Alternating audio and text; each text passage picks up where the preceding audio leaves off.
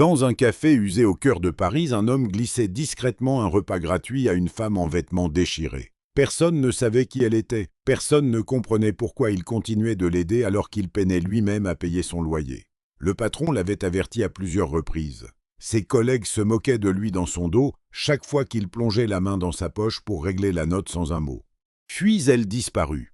À sa place, un avocat en costume sombre entra accompagné de 4 hommes de main et demanda Thomas Durand. Le café s'appelait le Café Rousseau. Il était là depuis plus longtemps que la plupart des habitants du quartier ne voulaient s'en souvenir. L'enseigne au-dessus de la porte avait pâli jusqu'à prendre une teinte rouille terne, un rouge qui ne cherchait plus à attirer personne. À l'intérieur, les banquettes étaient craquelées sur les bords, le carrelage du sol présentait 2 dénivellations près du fond et la machine à café grinçait à chaque fin de cycle. Ce n'était pas l'endroit que l'on choisissait, c'était l'endroit où l'on finissait. Thomas Durand y travaillait depuis longtemps. Il arrivait avant l'ouverture, nouait son tablier dans la pièce du fond et commençait à dresser les tables avant l'arrivée des premiers clients. Il avait 34 ans maigre d'avoir trop souvent sauté des repas qu'il ne pouvait s'offrir et silencieux d'une façon que certains prenaient pour de la froideur. Il n'était pas froid. Il était simplement fatigué de cette fatigue constante et supportable qui devient le mode par défaut de ceux qui portent trop longtemps un budget serré sans jamais s'en plaindre. Marcel Rousseau, le patron, était un homme trapu d'une cinquantaine avancée qui gardait un bloc-notes au comptoir et s'en servait surtout pour noter ce que ses employés faisaient de travers. Sa voix portait d'un bout à l'autre de la salle, sans qu'il y prenne garde, et il l'utilisait souvent. Il n'était pas cruel exactement, mais il dirigeait l'endroit comme si chaque euro gaspillé était une offense personnelle, et il le faisait savoir à son personnel. Thomas avait déjà été sanctionné 2 fois pour avoir donné de la nourriture. La première, c'était un homme entré sous la pluie sans portefeuille, avec sur le visage cette honte particulière de celui qui a faim mais n'ose pas demander. Thomas lui avait apporté une assiette d'œufs sans qu'on le lui demande et l'avait enregistré comme une erreur de cuisine. Rousseau l'avait découvert rapidement. La seconde fois, une femme était entrée avec 2 sacs d'affaires, avait commandé seulement un café, était restée longtemps à regarder la table. Thomas lui avait glissé un bol de soupe avant de lui resservir. Rousseau avait déduit le montant de sa prochaine paye. Sophie Martine apparut un jour par l'entrée de Servicelles, près des poubelles, que la plupart des gens évitaient, et s'arrêta au bord du parking comme si elle n'était pas sûre d'avoir le droit d'être là. Elle portait un manteau qui avait vu trop d'hiver. La doublure se voyait à travers une déchirure à l'épaule gauche, et ses chaussures étaient trop grandes, si bien qu'elle marchait avec un pas prudent et mesuré pour les garder aux pieds. Elle n'approcha pas la porte. Elle ne demanda rien. Elle resta près de l'angle du bâtiment et attendit comme si elle avait déjà fait cela et comprenait la règle non dite selon laquelle attendre en silence améliorait les chances. Thomas la vit par la fenêtre latérale en essuyant le comptoir. Il la regarda un instant puis posa les yeux sur l'assiette de toast revenue intacte de la table 4. Il l'enveloppa dans une serviette sortit par la porte de service et la lui tendit sans grand discours. Elle la prit sans grand discours non plus. C'est ainsi que cela commença. Ensuite elle revint. Pas bruyamment, pas de façon intrusive. Elle apparaissait près de l'entrée de service avant que la cohue ne s'épaississe et elle attendait. Thomas s'émittit à mettre de côté de la nourriture exprès. Une assiette d'œufs, brouillés, un café dans un gobelet en carton avec un couvercle pour qu'il reste chaud. Ce qu'il pouvait trouver sans trop attirer l'attention. Il payait de sa poche discrètement en compensant la différence avec ses pourboires avant le décompte de la caisse. Il se disait que ce n'était pas une décision compliquée. La nourriture allait de toute façon être mangée. Et si ce n'était pas le cas, quelques euros de ses pourboires ne casseraient rien. Il se le disait parce que c'était en grande partie vrai. Et parce que l'autre solution, la regarder rester là et ne rien faire, n'était pas quelque chose pour quoi il était fait. Rousseau s'en aperçut assez vite.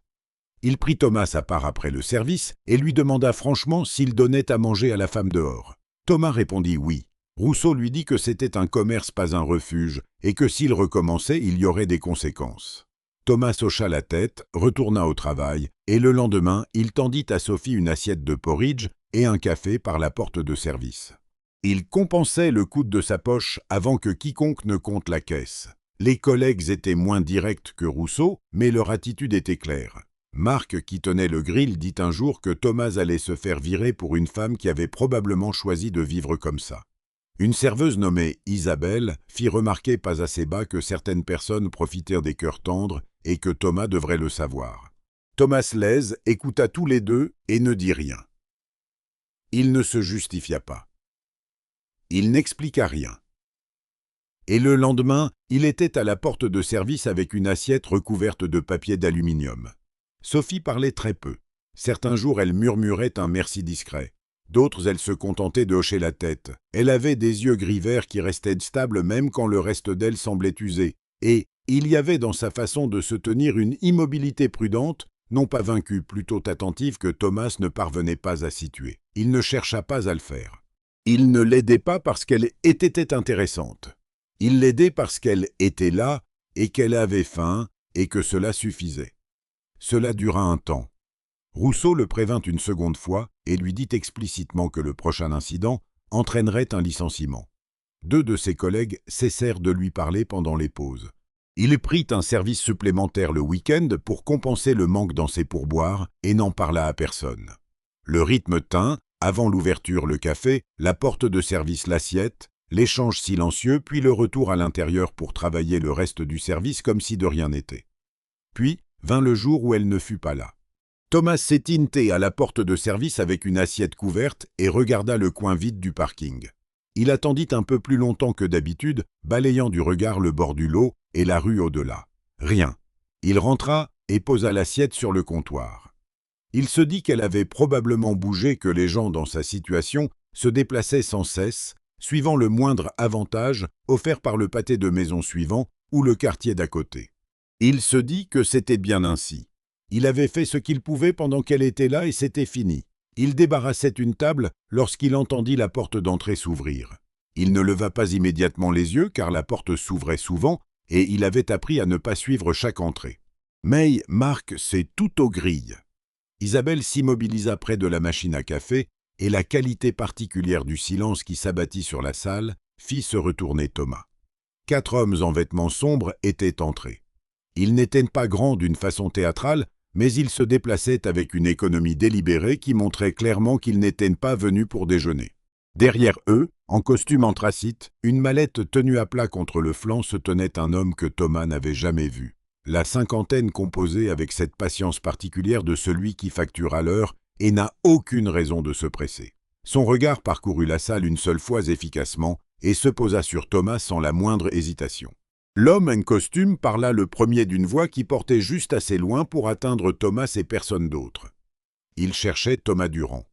Thomas posa le torchon qu'il tenait et dit que c'était lui. L'homme se présenta comme maître Philippe Armand et expliqua qu'il venait de la part d'une cliente et que ce qu'il avait à dire se discuterait mieux en privé. Les 4 hommes autour de lui ne bougèrent pas et ne regardèrent personne en particulier, ce qui les rendait d'autant plus difficiles à ignorer. Thomas regarda la mallette d'Armand, puis la porte, puis Armand. Il dit qu'il pouvait prendre une pause. Philippe Armand ne s'assit pas. Il se tint au bout du comptoir près du couloir du fond, la mallette posée à côté de lui, et parla du ton mesuré d'un homme qui a déjà annoncé assez de nouvelles difficiles pour ne plus les trouver difficiles. Thomas se tint en face de lui, les bras le long du corps, et écouta.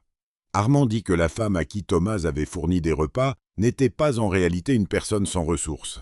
Son nom n'était pas Sophie Martin. Ce nom avait été inventé pour l'exercice. Son vrai nom était Charlotte Beaumont, et elle était la fille unique de Gérard Beaumont, fondateur du groupe Beaumont Transport. Une entreprise privée de logistique et de transport opérant dans une large partie du pays avec une valorisation qu'Armand ne précisa pas, mais qu'il laissa entendre substantielle. Thomas resta très immobile pendant qu'Armand parlait. Il ne l'interrompit pas. Il attendit que l'avocate ait fini, puis lui demanda de répéter parce qu'il voulait être certain d'avoir bien compris. Armand répéta. Charlotte Beaumont avait passé un certain temps à vivre comme une personne sans ressources ni statut social, se déplaçant dans des quartiers précis de la ville afin d'observer de près comment les gens ordinaires réagissaient à la pauvreté visible. Elle l'avait déjà fait ailleurs sous d'autres noms. Elle documentait ses expériences en privé, elle ne les publicisait pas. Le but, expliqua Armand, était personnel plutôt que professionnel. Elle voulait comprendre quelque chose sur les gens que les bilans et les salles de conseil ne pouvaient pas lui dire. Thomas regarda le couloir derrière Armand, puis la salle, où Marc faisait semblant de nettoyer le grille et où Isabelle remplissait une cafetière qui n'en avait pas besoin. Il regarda à nouveau Armand. Il dit la seule chose qui lui vint à l'esprit, qu'il ne comprenait pas ce que tout cela avait à voir avec lui. Armand ouvrit sa mallette. Le document qu'il posa sur le comptoir tenait sur une seule page. Il décrivait un transfert de fonds, le montant écrit en toutes lettres 80 000 €, destinés à Thomas Durand, présenté comme la reconnaissance d'une générosité constante et désintéressée. Armand expliqua que Mlle Beaumont avait autorisé ce paiement personnellement. Ce n'était pas un prêt. Il n'y avait aucune condition et n'exigeait aucune réponse. Il le fit glisser vers Thomas et attendit. Thomas lut la page une fois. Il lut le chiffre. Il reposa la feuille sur le comptoir sans la prendre vraiment, se contentant de l'incliner pour que la lumière touche le texte, comme pour vérifier qu'il disait bien ce qu'il pensait. Puis il la repoussa vers Armand et dit « Non ». Armand ne réagit pas tout de suite. Il regarda Thomas avec l'expression d'un homme qui recalibre une conversation qu'il s'attendait à voir se dérouler autrement. Il dit qu'aucune obligation n'était attachée au fond, aucun enchevêtrement juridique, aucune attente de quoi que ce soit en retour. C'était une simple expression de gratitude. Thomas dit qu'il le comprenait et que la réponse était toujours non. Il y avait dans son refus quelque chose qui n'était ni colère ni drame. Il ne jouait rien. Il le dit de la même façon qu'il avait dit tout le reste dans cette conversation, pleinement calmement, avec la fermeté de quelqu'un qui avait déjà réfléchi à ce qu'il ferait si quelque chose de ce genre se produisait un jour, même si rien de ce genre ne s'était jamais produit. Il dit que ce qu'il avait fait pour la femme qu'il connaissait sous le nom de Sophie n'était pas quelque chose qu'il avait fait en attendant un retour. Il dit qu'accepter 80 000 € pour cela en ferait quelque chose d'autre que ce que c'était et qu'il n'était pas disposé à cela. Armand ramassa le document sans discuter. Il dit qu'il transmettrait la décision de Thomas à Mlle Beaumont. Il ajouta qu'elle avait anticipé cette possibilité et avait demandé que Thomas accepte au moins un appel d'elle directement au moment de son choix. Thomas qu'il y réfléchirait. Armand lui tendit une carte blanche avec seulement un numéro de téléphone, puis lui et les 4 hommes sortirent du café. La porte se referma. La machine à café grinça. Marc retourna aux grilles. Pendant le reste du service, Thomas travailla sans beaucoup parler. Isabelle le regardait de l'autre côté de la salle, avec une expression qu'il ne savait pas tout à fait lire quelque part, entre la confusion et le malaise. Marc lui demanda une fois franchement de quoi il s'était agi. Thomas répondit que ce n'était rien dont il ait à se soucier. Marc regarda la porte d'entrée, puis Thomas et laissa tomber. Le lendemain, la nouvelle s'était répandue.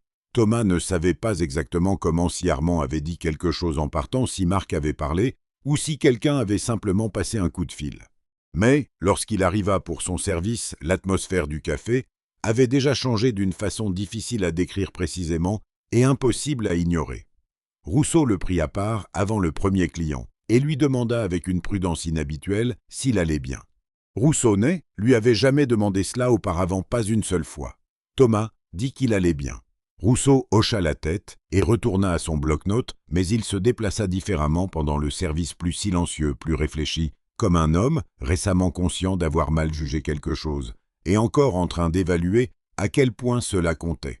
Isabelle cessa ses remarques sur les gens qui profitaient des cœurs tendres.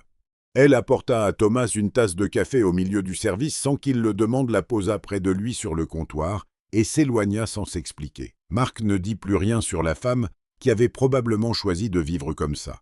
La texture de la salle avait changé de la façon dont les salles changent lorsque les gens révisent en silence l'idée qu'ils se faisaient de quelqu'un qu'ils croyaient déjà connaître. Thomas n'y trouva aucun réconfort. Au contraire, cela le mettait plus mal à l'aise que les avertissements et les retenues sur sa paye. Cela avait été clair. Rousseau voulait protéger ses marges. Ses collègues avaient leurs opinions et Thomas savait exactement où il se situait. Cette nouvelle version de la salle, où tout le monde était soudain prudent autour de lui et vaguement déférent, lui semblait malhonnête. Le traitait pas différemment parce qu'il avait fait quelque chose de nouveau. Il faisait la même chose chaque jour depuis un certain temps. La seule chose qui avait changé, c'était que la femme qui l'aidait s'était révélée avoir de l'argent. Et maintenant, tout le monde autour de lui se comportait comme si ses actions avaient été validées par ce fait.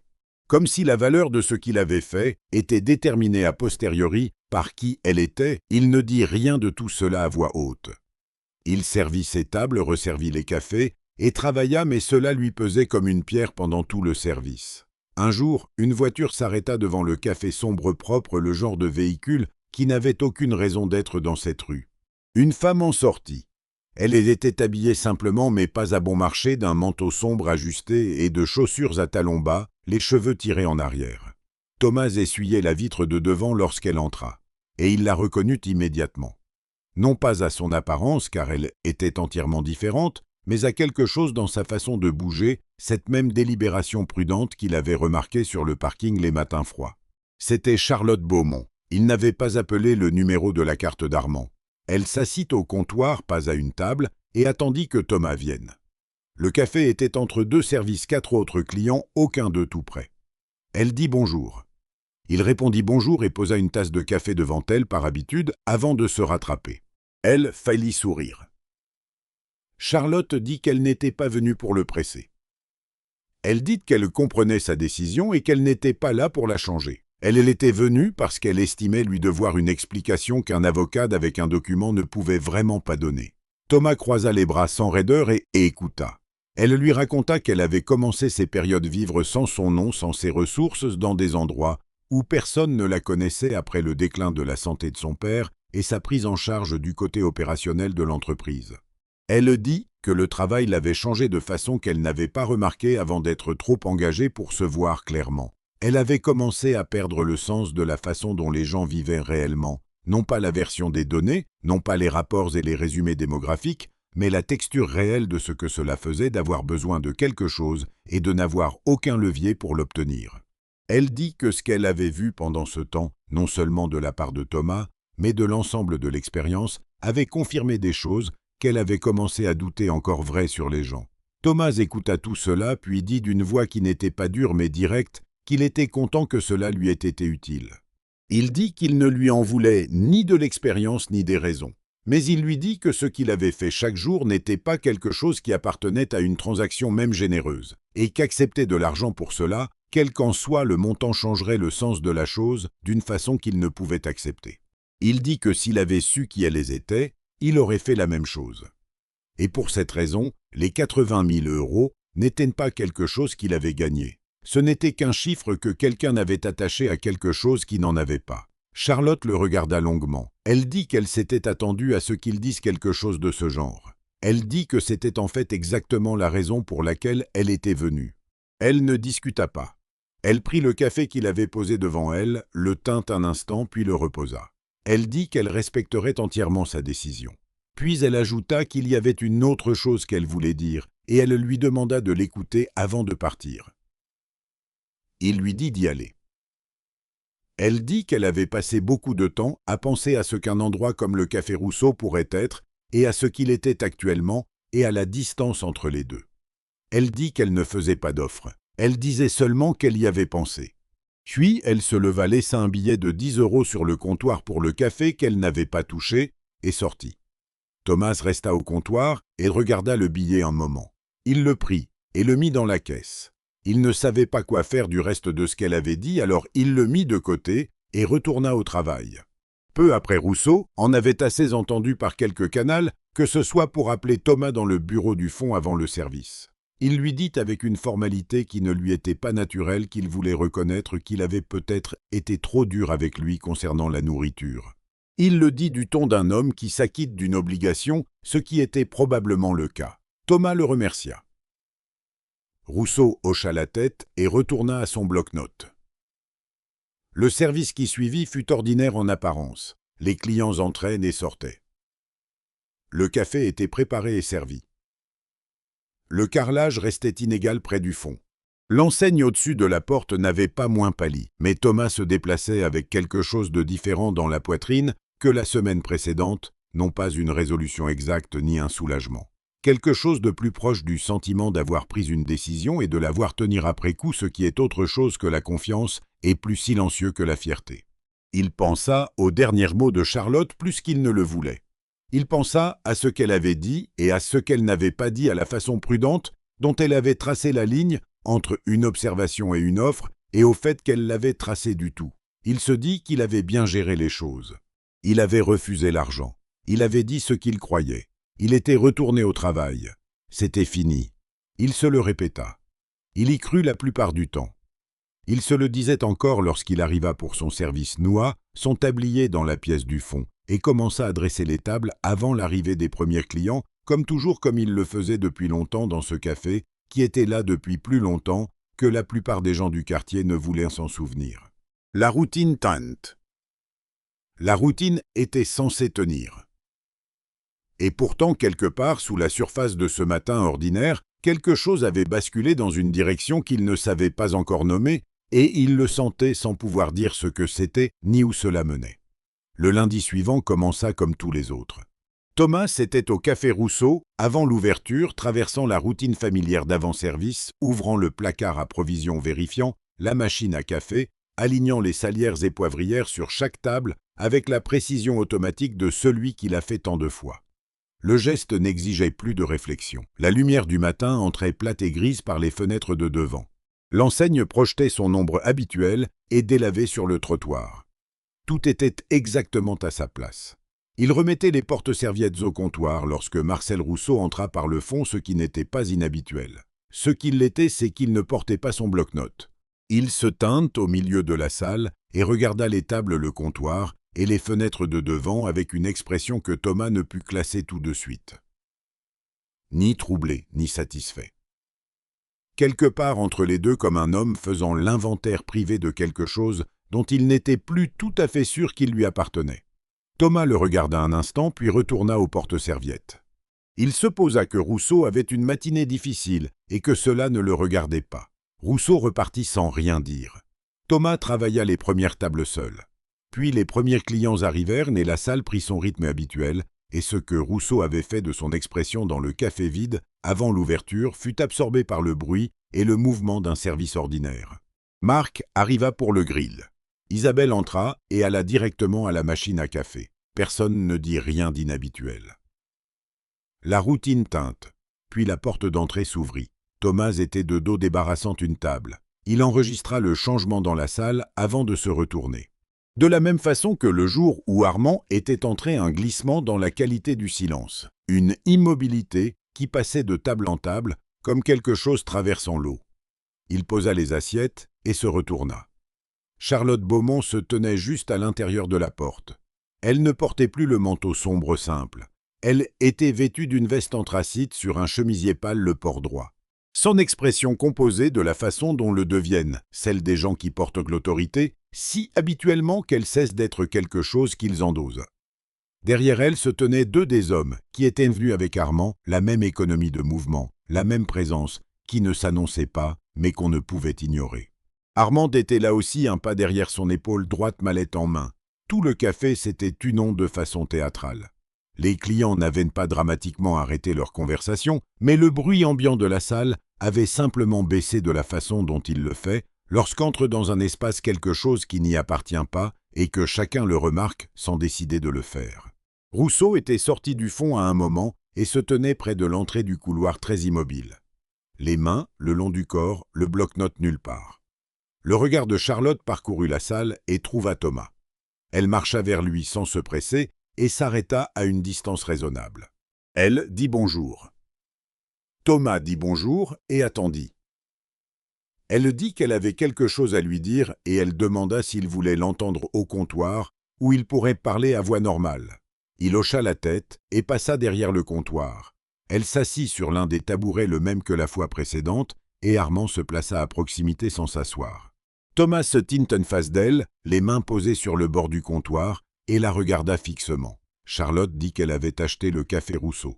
Elle le dit simplement sans mise en scène, de la façon dont elle disait la plupart des choses directement, sans poids théâtral. Elle expliqua qu'elle avait fait une offre à Marcel Rousseau qu'il avait acceptée et que la transaction avait été finalisée. Elle dit que l'achat n'avait rien à voir avec la rentabilité du café et qu'elle ne s'y intéressait pas comme actif commercial. Elle l'avait acheté pour une autre raison, et cette raison était ce qu'elle était venue expliquer. Thomas regarda un instant derrière elle vers Rousseau, qui croisa brièvement son regard, puis baissa les yeux vers le sol. Thomas regarda à nouveau Charlotte. Il dit qu'il écoutait. Elle dit qu'elle avait passé la plus grande partie de la période précédente à penser à ce qu'elle cherchait réellement pendant le temps où elle avait été Sophie Martin. Elle s'était dit que c'était pour comprendre comment les gens traitaient les vulnérables, et c'en était une part, Mais ce n'était pas tout. Ce qu'elle cherchait réellement, et qu'elle avait largement cessé d'espérer trouver, c'était la preuve que la façon dont un lieu faisait se sentir les gens était le reflet de la personne qui le dirigeait. Elle avait vu l'intérieur de beaucoup d'établissements pendant ce temps, et elle avait été ignorée, congédiée, traitée comme si elle n'était pas là, et dans 2 cas, on lui avait demandé de partir. Elle avait aussi chaque jour, pendant un certain temps, été accueillie à une porte de service par un homme qui ne demandait rien, n'expliquait rien, et lui tendait simplement quelque chose de chaud. Elle dit que cette distinction était restée plus que tout le reste de l'expérience. Thomas dit qu'il ne voyait toujours pas ce que tout cela exigeait l'achat d'un café pour être expliqué. Sa voix était égale non combative. Charlotte dit qu'elle y arrivait. Elle dit qu'elle ne voulait pas lui donner d'argent parce qu'il avait clairement exprimé sa position à ce sujet et qu'elle la respectait. Ce qu'elle voulait lui offrir était autre chose.